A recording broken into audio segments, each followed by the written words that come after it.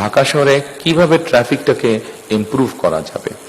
আমরা অনেকগুলো আসার পরে তো আমি দেখেছি, এর আগে পত্রপত্রিকায় দেখেছি যে ফ্লাইওভার গুলো ঢাকা শহরে করা হয়েছে, ফ্লাইওভার দিয়ে গাড়ি ঘোড়া চলাচল করছে, কিন্তু ফ্লাইওভার দিয়ে ঢাকা শহরে 3 কোটি মানুষ থাকে। 3 কোটি মানুষের মধ্যে আমি এটি একটি পেপারে পড়েছিলাম, তাদের রিসার্চ আমি পড়েছিলাম যে এই 3 কোটি মানুষের মধ্যে খুব সম্ভব 17 থেকে 20% মানুষ শুধুমাত্র ফ্লাইওভার ইউজ করবে ঢাকা শহরে, আর বাকি সব মানুষ কিন্তু ফ্লাইওভারের বাইরে থাকছে। সো কি পরিমাণ অর্থ ব্যয় করা হয়েছে, আপনি যেরকম পাবলিক রিসোর্স কি পরিমাণ স্পেন্ড করা হয়েছে, কিন্তু শুধুমাত্র ম্যাক্সিমাম 20% মানুষ এই ফ্লাইওভারের সুবিধা পাচ্ছে। আমি ভদ্রলোকের সাথে কথা বলেছিলাম যে সলিউশন কি হতে পারে, যেহেতু উনি এক্সপার্ট, সেই জন্য আমরা তো যদি এখানে আমরা বসি আমরা সব সলিউশন দিয়ে দিতে পারবো, কিন্তু সেই সলিউশন কিন্তু আসলে সলিউশন হবে না। আমাদেরকে যেই বিষয়ের এক্সপার্ট তার সাথে সেই বিষয়ে কথা বলতে হবে এবং তাদের কাছ থেকে মতামত নিয়ে কাজটি করতে হবে। তো উনি যেহেতু এই বিষয়ে এক্সপার্ট, ওনার সাথে আমি কথা বলেছিলাম, শামসুল হক সাহেব। এটি আমি, আপনারা যারা ইউরোপে গেছেন আপনারা দেখেছেন, ইউকেতে গিয়েছেন বা ইউরোপের বিভিন্ন দেশে গিয়েছেন, আপনারা দেখেছেন যে পাবলিক ট্রান্সপোর্টটাকে ডেভেলপ করার মাধ্যমে কিন্তু সমস্যার সমাধান করা সম্ভব ম্যাক্সিমাম ক্ষেত্রে। ব্রিটেনে আমি দেখেছি যে সেই দেশের এমপি বলেন, মন্ত্রী বলেন, তারা পাবলিক ট্রান্সপোর্টে কিন্তু ঘোরাফেরা করছে, সেটা বাসে হোক, সেটা ট্রেনে হোক, টিউবে হোক, তারা ঘোরাফেরা করছে।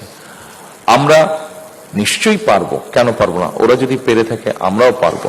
তবে বিষয়টা হচ্ছে এখানে যে কিভাবে পাবলিক ট্রান্সপোর্টটাকে ডেভেলপ করা যায়।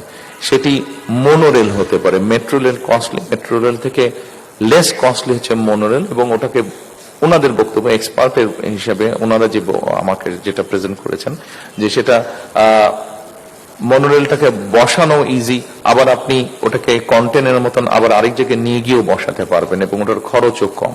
খরচ কম হলে স্বাভাবিক ওটার ভাড়াও কম হবে, সাধারণ মানুষের চলাচলের জন্য ওটা সুবিধা হবে। কাজে মনোরেলগুলোকে আমরা ওনাদের এক্সপার্টদের বক্তব্য অনুযায়ী বনানীর ভিতর দিয়ে যে 11 নম্বর রোড, এটার ভিতর দিয়ে আমরা মনোরেল নিয়ে যেতে পারবো।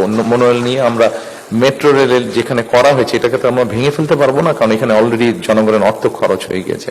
কাজে মনোরেলটাকে নিয়ে আমরা কানেক্ট করতে পারবো মেট্রো রেল, যেখান থেকে ও আবার চলে যেতে পারবে বিভিন্ন জায়গায় একটা মানুষ। সো আবার মোহাম্মদপুরের ভেতর দিয়ে আমরা মনোরেল নিয়ে এসে ওখানে যে কানেক্টিভিটি আছে মেট্রো রেলের, সেখানে আমরা কানেক্ট করতে পারবো।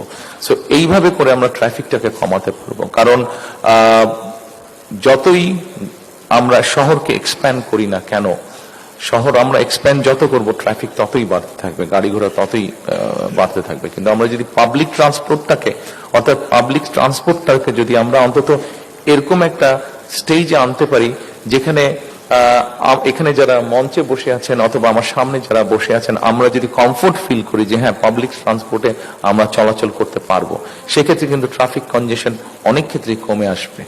পৃথিবীর অন্য দেশেও আমরা এটা দেখছি যে আমাদের সামনে যেহেতু ওরকম আছে, উদাহরণ হচ্ছে, কাজে আমাদের দেশে আমরা নিশ্চয়ই করতে পারবো সেটা।